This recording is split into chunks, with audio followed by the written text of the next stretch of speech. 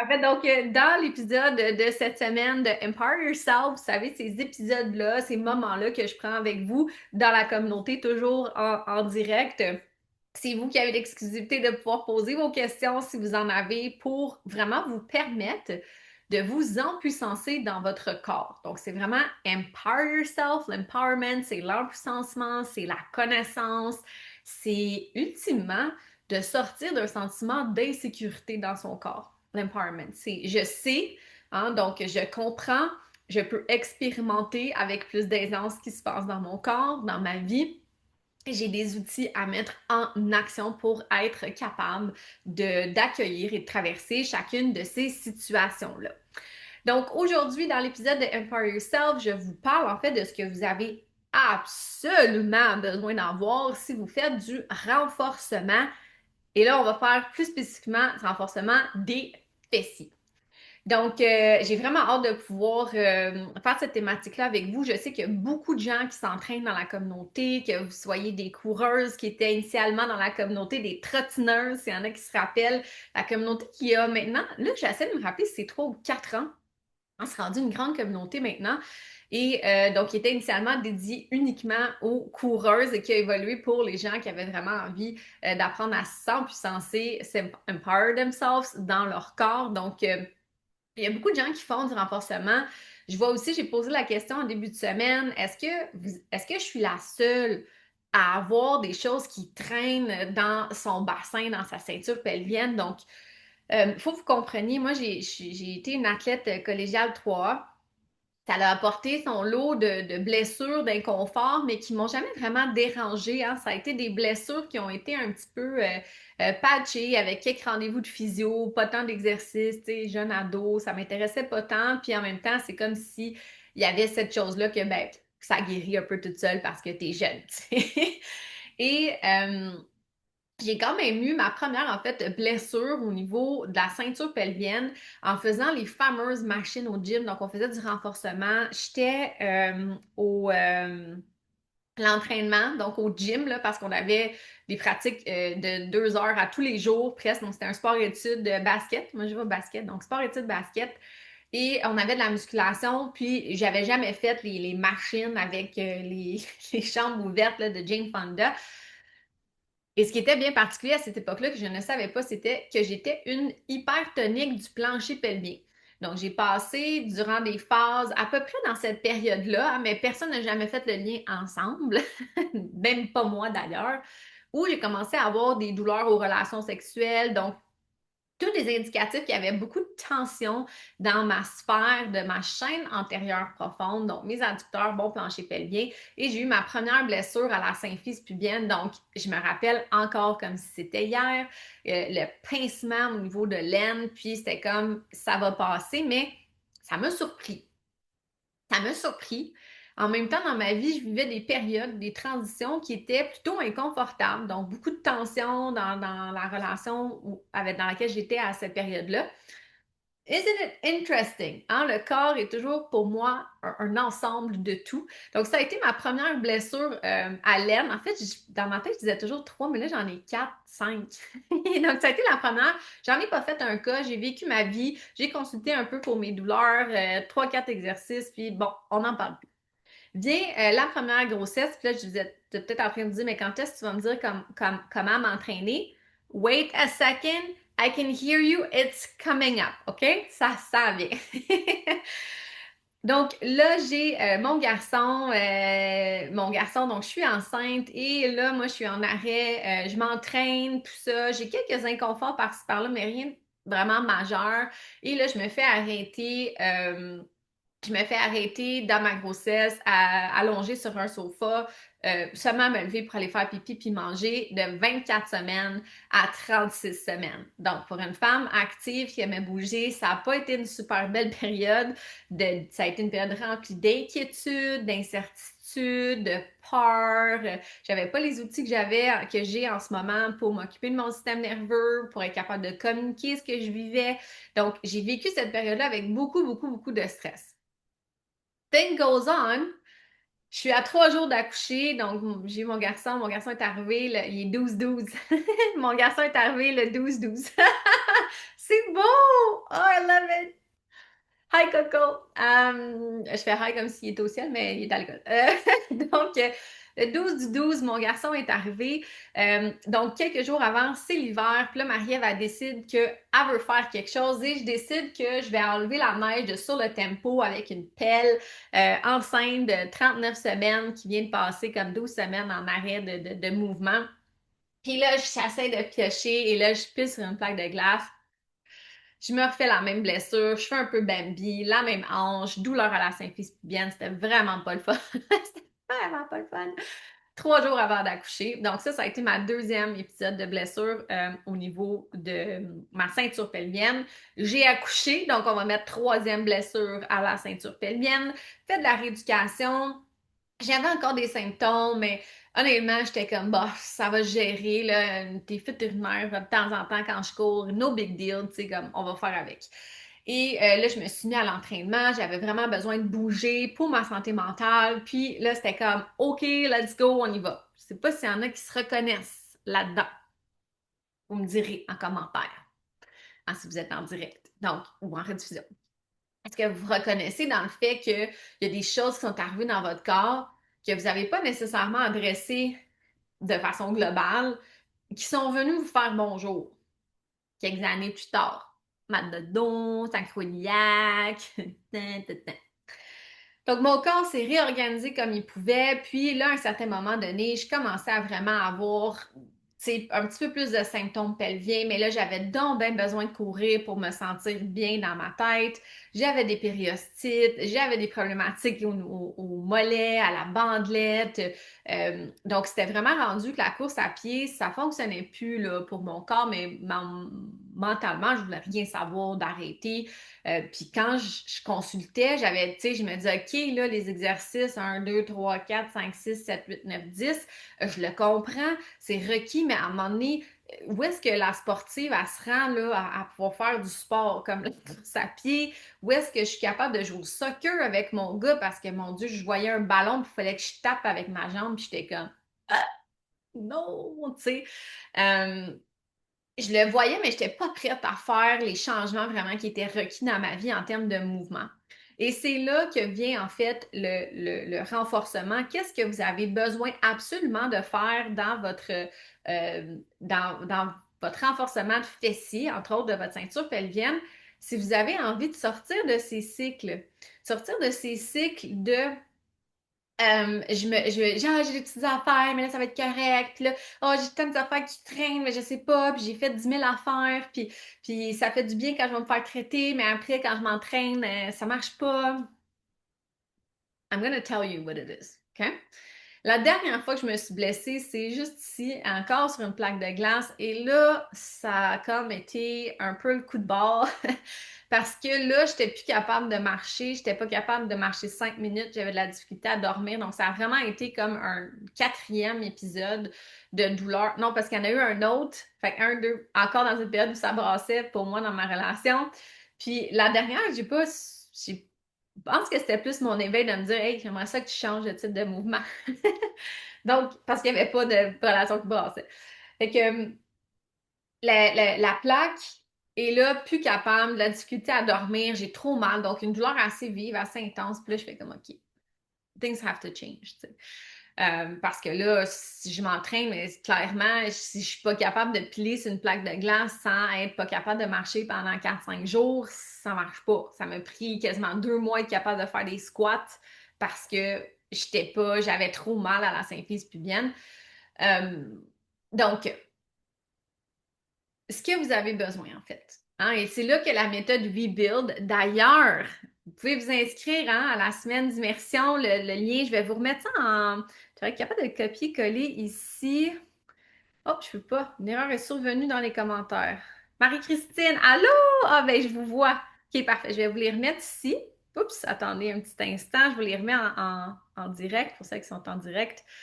Vous allez recevoir ça si vous écoutez. Sinon, vous pouvez juste commenter hanche. Si vous ne voyez pas, l'équipe va pouvoir vous contacter. Donc, à ce moment-là, je me dis, parfait, on voit bien. OK, parfait. Donc, je me dis, OK, Faut que je change mon type d'entraînement parce que je suis pas capable de me bâtir un corps, là, parce que je suis juste en train tout le temps de tourner un peu en rond avec mes affaires. Puis là, je fais de l'entraînement fonctionnel, je fais des box squats, je fais ci, je fais ça, mais finalement, j'ai le dos raqué. Je sais pas, il y en a-tu qui se reconnaissent là-dedans? Peut-être m'écrire un petit genre, oui, ah, oui, c'est moi. Hein, qu'on n'est pas capable nécessairement de faire ce qu'on a envie de faire. Puis pour moi, de me dire, écoute, moi j'ai envie que. Puis ça m'est. Et j'ai revécu ça où ma jambe a parti, puis j'ai été capable de la ramener, puis de me dire, oh, OK. Ou une cheville qui part, puis je suis capable de la ramener. Mais ça se réentraîne. Puis pour moi, il y a vraiment. C'est là que la méthode Rebuild est née. Ça m'a coupé un peu le fil de pensée.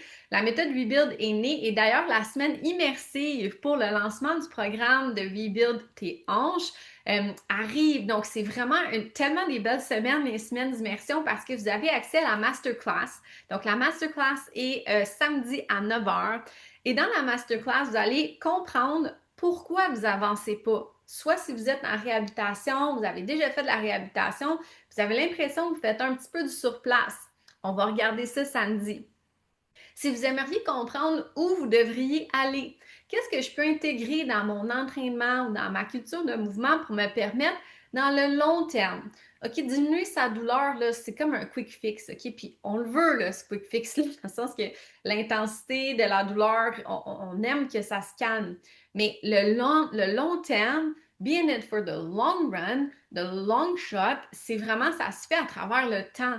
On peut pas imaginer qu'un bassin ou quelqu'un qui a chuté ou quelqu'un qui est un peu désorganisé dans son corps, que son bassin est toujours en rotation, que les abdominaux sont peut-être un petit peu désengagés, quelqu'un qui a eu pour les femmes, les accouchements, les césariennes, ça prend pas, ça se reprend pas tout seul. Le corps, il a besoin d'un peu de guidance pour aller se reconnecter.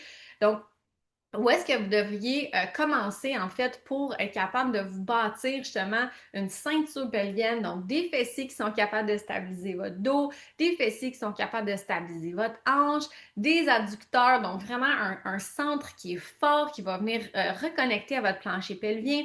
Donc tout ça, où est-ce qu'on commence? C'est ce qu'on va voir durant la masterclass de Rebuild tes hanches samedi. On va aussi expérimenter. Ce qui est vraiment le fun aussi, c'est que ce qui est inclus dans cette semaine immersive-là, qui s'étale sur un petit peu plus qu'une semaine, mais dans cette semaine immersive-là, ce qu'on a aussi, c'est un workshop. Donc, un workshop, c'est où est-ce qu'on va aller en fait évaluer. Donc, si, exemple, vous allez avec un professionnel, il va évaluer vos mouvements, il va tester votre force. Donc, il va faire une évaluation de qu'est-ce qui est peut-être plus difficile pour vous. Est-ce que c'est plus la mobilité? Est-ce que c'est plus la stabilité? Est-ce que c'est plus la force? Donc, c'est ce que vous regardez avec vos professionnels de la santé.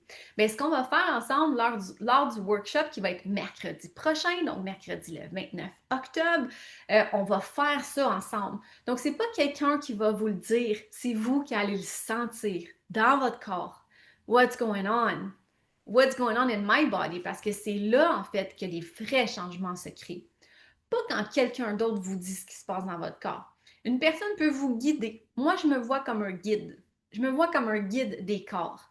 J'ai pas la connaissance infuse, j'ai pas la vérité absolue. Je suis là pour guider à travers mes connaissances, mon expérience, mon expertise, mon vécu personnel, mes connaissances professionnelles.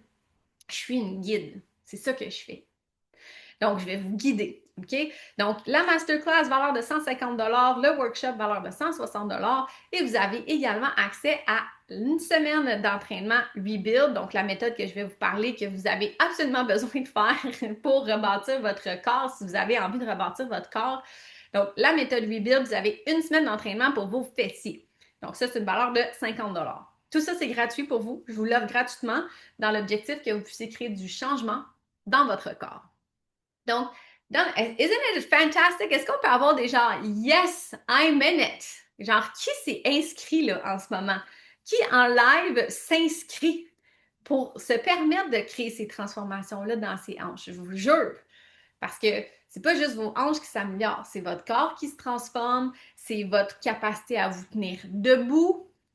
Hein, si je suis toujours en train de m'accoter sur un comptoir, toujours en train de me déhancher, well, quand il faut que tu t'exprimes et que tu te tiennes debout, you need your hips. Faut que tu te tiennes debout. Ça vient par la stabilité, ça vient par la force, ça vient par la mobilité.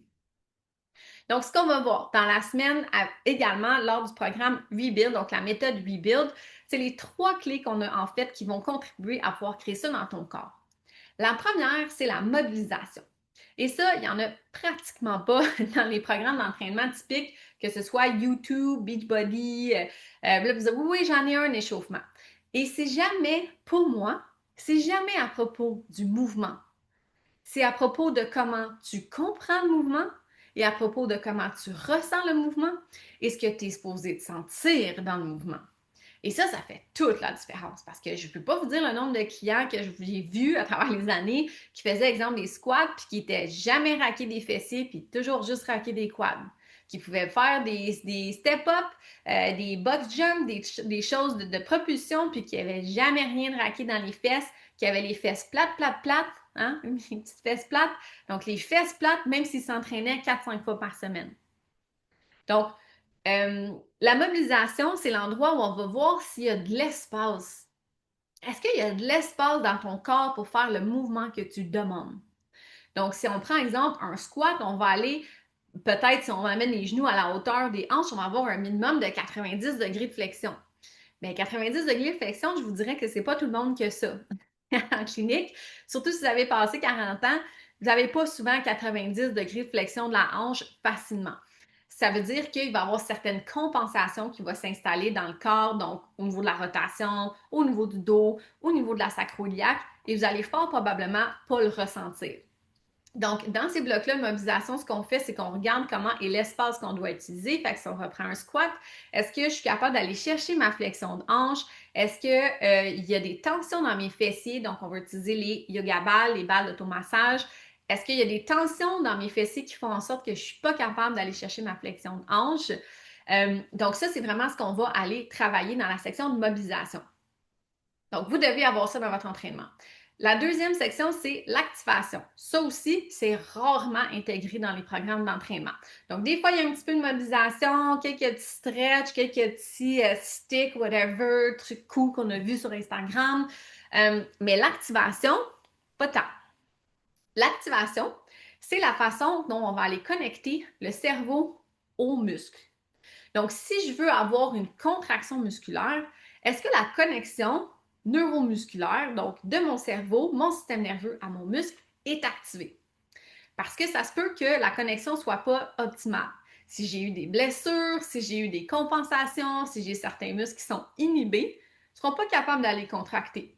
Donc, si je ne sais pas son haut mes fessiers puis je m'en vais faire des squats, la seule stratégie que je vais avoir, surtout si j'ai envie de mettre de la charge, c'est d'aller dans mes genoux. Ben là, c'est mes quadriceps. Hein? C'est mes quadriceps qui vont être travaillés, c'est pas ce que je veux. Donc, la connexion avec l'activation, ça va se faire majoritairement par des mouvements isométriques qui vont cibler l'activation des groupes musculaires qui vont être utilisés dans le bloc d'intégration. Donc, vous devez absolument, là, je ne sais pas si vous êtes inscrit là, à Rebuild, mais faux là. Non, faux. Je ne sais pas ce que vous attendez si vous êtes déjà inscrit. OK? Ça va transformer votre vie, je vous jure, vraiment. Et pas juste dans votre style d'entraînement, mais ce que vous allez pouvoir avoir comme gain secondaire dans vos sports, dans vos activités, en plus de vous sentir puissant, puissante, connecté et diminuer vos raideurs, vos tensions puis vos inconforts qui reviennent tout le temps. OK? Vraiment. Ensuite, on a la troisième phase qui est l'intégration. Et ça, l'intégration, c'est vraiment des mouvements qu'on va voir de façon plus typique dans les entraînements. Donc, on va parler, exemple, fente, squat, curtsy lunge, deadlift. Donc, tous les mouvements qui vont aller, en fait, cibler les groupes musculaires. Mais ce qu'on veut, c'est pas juste d'aller cibler les groupes musculaires, c'est d'y aller d'une façon qui fait du sens et que notre mécanique de mouvement, elle est optimale pour ce muscle-là. Donc, c'est vraiment ce que vous allez voir, entre autres, dans la semaine de Rebuild. C'est que vous allez voir qu'il y a des vidéos explicatives dans votre programme et vous allez pouvoir voir c'est quoi les compensations que mes clients font depuis des années, puis comment vous pouvez faire autre chose. OK? Vous allez voir, it's fantastic. Fantastic. Donc, voilà, c'est les 3 éléments qu'il vous faut absolument si vous avez envie de pas juste vous entraîner pour vous entraîner parce que, honnêtement, là, ultimement, vous n'avez pas le temps de perdre votre temps.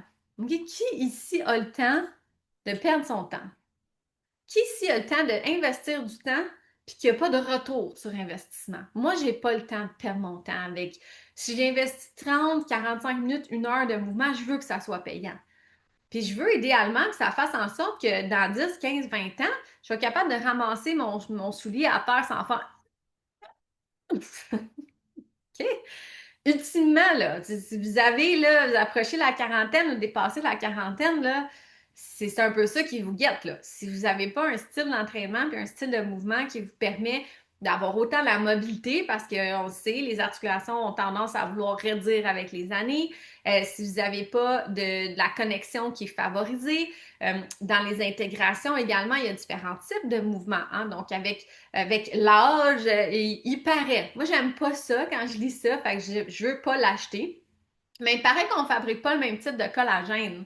Mais si on fabrique pas le même type de collagène, ça veut dire que c'est à nous de venir stimuler nos tissus pour pouvoir rester réactifs. Réactifs. OK? Donc, je sais pas quel genre de personne vous avez envie de faire dans 10, 15, 20 ans, 30 ans. Moi, j'ai envie d'être à 80 puis de me dire je fais du farmer scary puis je suis quand même I'm strong. Je sais pas ce que la vie va m'apporter. Hein? La réalité, c'est que je sais pas ce que mon corps va traverser en 20, 30, 40 ans. En même temps, je me dis, c'est sûr que si j'investis du temps pour m'en aller hein, vers une direction qui me permet ça, j'ai pas mal plus de chances d'y arriver que si je fais de l'entraînement juste pour être dans l'adrénaline, juste pour être forte, juste pour lever plus fort, juste pour courir plus vite, puis qu'à un certain moment donné, je me dis, écoute, je suis en train de me brûler un peu, j'ai mal partout, puis je comprends pas trop. Right? Donc, 3 choses à retenir ici. Est-ce que votre programme d'entraînement musculaire comprend de la mobilisation? Est-ce que vous créez de l'espace dans vos articulations, dans vos tissus avant de vous entraîner? Deuxièmement, est-ce que vous avez une période d'activation? Est-ce que vous avez une période où vous allez connecter les muscles, donc connecter la jonction neuromusculaire, le cerveau, le système nerveux aux muscles pour avoir une connexion qui est optimale? Et est-ce que, parce que ça ne vous donne rien de faire du renforcement dans un muscle qui dort au gaz, OK? Et troisièmement, est-ce que vous avez des intégrations qui vous permettent réellement de savoir est-ce que je le fais comme il faut mon exercice là? Est-ce que je le fais comme il faut mon exercice? Oui ou non? OK? Donc voilà, j'espère que ça vous aura été utile. Si vous avez envie d'expérimenter ces rebuilds pour vos hanches qui s'en vient, je vous rappelle, c'est une valeur de 360 que je vous offre avec le plus grand des bonheurs pour que vous puissiez expérimenter autre chose, pour créer les transformations que moi je suis en train de créer dans mon corps et avec mes clients en ce moment. Donc, je vous souhaite une magnifique journée. Je vous revois samedi de 25 à 9 heures pour la masterclass Rebuild tes hanches. Love you guys. Pour ceux qui sont dans la communauté, on se revoit vendredi pour le vendredi célébration. Donc, je vous rappelle, prenez le temps de vous célébrer, vous courez la chance de gagner un cadeau en plus. Tu sais, comment ça devient encore mieux. Vous venez prendre un moment pour dire ce que vous êtes fiers de vous cette semaine, puis vous pouvez gagner un cadeau.